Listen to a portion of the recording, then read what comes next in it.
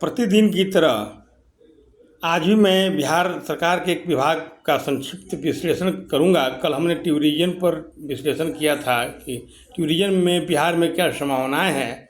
आज हम कृषि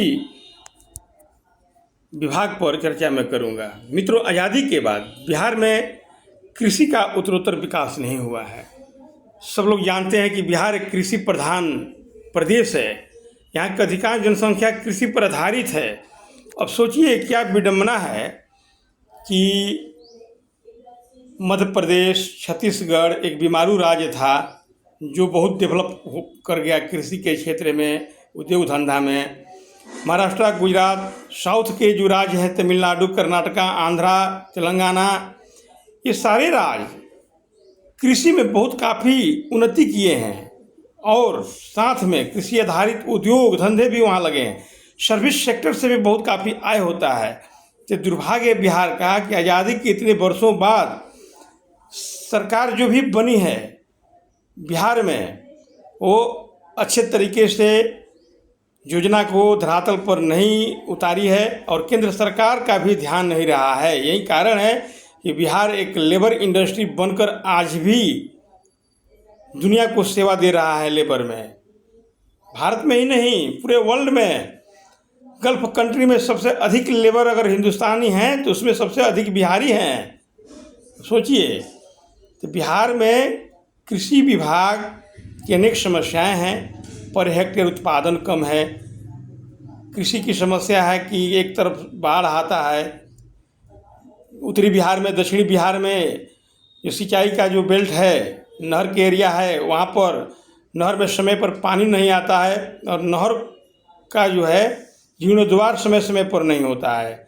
और दक्षिणी बिहार के जो 40% एरिया है जहाँ सुखाड़ आता है। अब सोचिए, माइनर इरिगेशन द्वारा वहाँ आज भी नलकूप की व्यवस्था नहीं की गई है।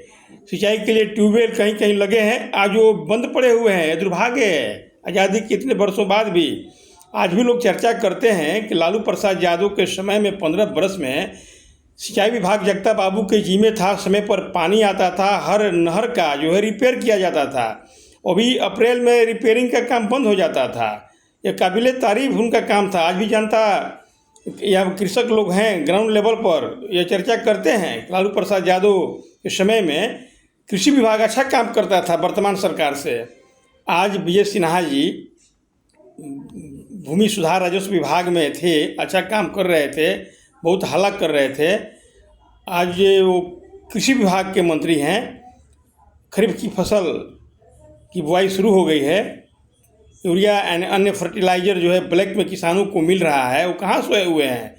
व्यापक संभावनाएं हैं कृषि विभाग में, इसीलिए विजय सिन्हा को वो विभाग मिला हुआ है।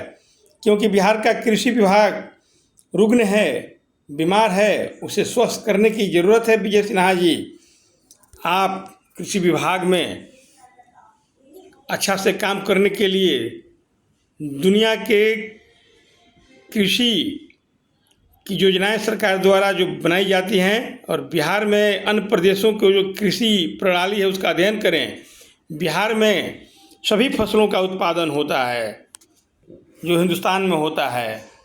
आज जीआई टैग मिल गया है मखाना का, लेकिन मखाना बोर्ड भी बन रहा है। लेकिन मखाना का व्यापक उत्पादन कैसे हो, उत्पादन बढ़ाया जाए, मखाना का कृषि का विस्तार किया जाए, धरातल पर कोई कार्य योजना इसके लिए अभी नहीं बना है।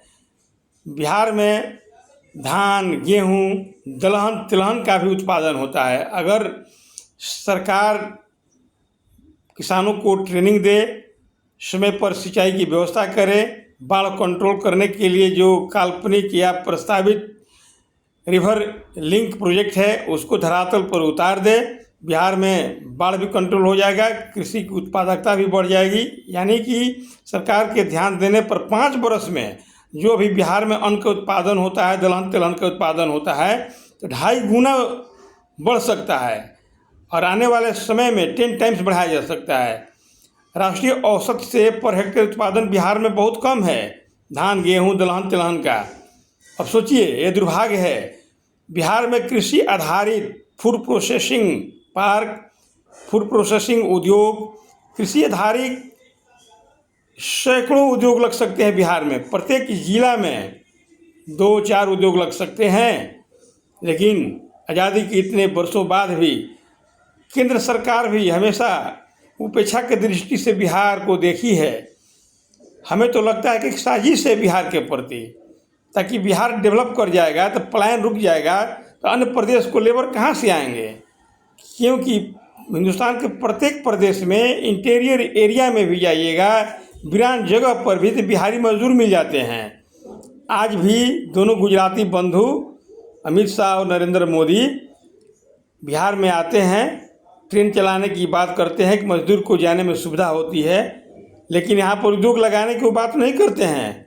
इस बार तो इलेक्शन में 1-2 सभाओं में बोले हैं, लेकिन फिर कहीं कोई चर्चा नहीं, कोई कवायद नहीं है, क्योंकि वो जानते हैं बिहार में उद्योग धंधे लग जाएंगे तो हमारे गुजरात में जितने उद्योग धंधे लगे हैं तो वहाँ लेबर कहाँ से आएंगे सस्ता में, वहाँ तो लेबर बहुत महंगा मिलेंगे। इसीलिए बिहार में विपक्ष की भूमिका में वर्तमान में ग्रास रूट पर जनसुराजी लोग हैं। जो बात इलेक्शन में कहते थे वही बात सही साबित हो रहा है। तो मित्रों, विजय सिन्हा जी को देखना है, उनके लिए परीक्षा की घड़ी है, खरीफ फसल का समय है, किसानों को कैसा वो सहयोग देते हैं और उनका रोड मैप क्या है बिहार में कृषि के विकास के लिए। आगे देखिए, उनकी काबिलियत पता चल जाएगा।